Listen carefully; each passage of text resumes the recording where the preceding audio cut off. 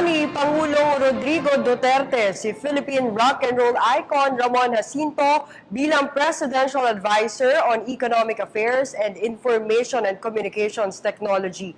Atin pa siyang kilalanin sa ulat ni George Bandola. Ang Philippine rock and roll icon na si Ramon Pereira Jacinto ang bagong Presidential Advisor on Economic Affairs and Information and Communications Technology na may ranggong Undersecretary. Nitong July 14, ini-appoint ng Pangulong Rodrigo Duterte ang 71 anyos na si RJ matapos na kilalanin nito ang pagiging achiever ni RJ dahil sa pagtatapos sa Ateneo na may kaakibat na pagkilala sa kursong economics. Subalit hindi na bago sa government service si RJ. Sa isang report ng Philippine Center for Investigative Journalism na inilathala ng Rappler, nagsilbi ng Vice Chair for Presidential Flagship Programs and Projects Committee si RJ noong administrasyon ng dating Pangulong Fidel Ramos. Maliban sa isa sa mga tinitingala sa music industry, nagmamay-ari din ng steel company si RJ at isang broadcasting firm sa telebisyon at radyo. Ikinukonsidera bilang isa sa mga biktima ng martial law si RJ matapos na isequester ng dating diktador ang kanyang mga negosyo at media company.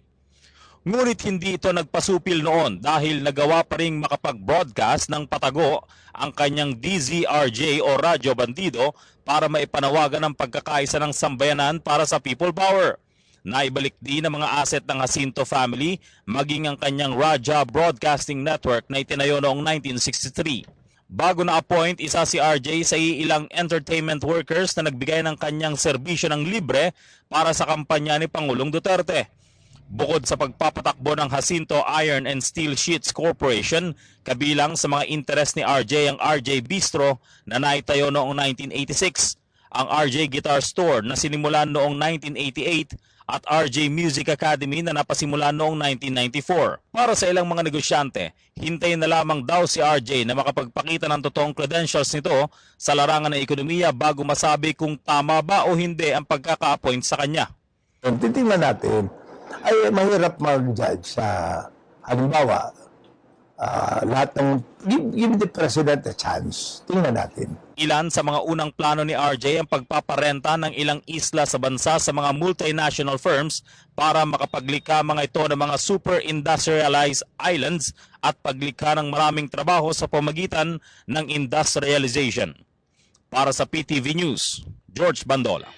Hi, ako si Ria Fernandez. Mag-subscribe na sa PTV YouTube channel. I-click lang ang subscribe button.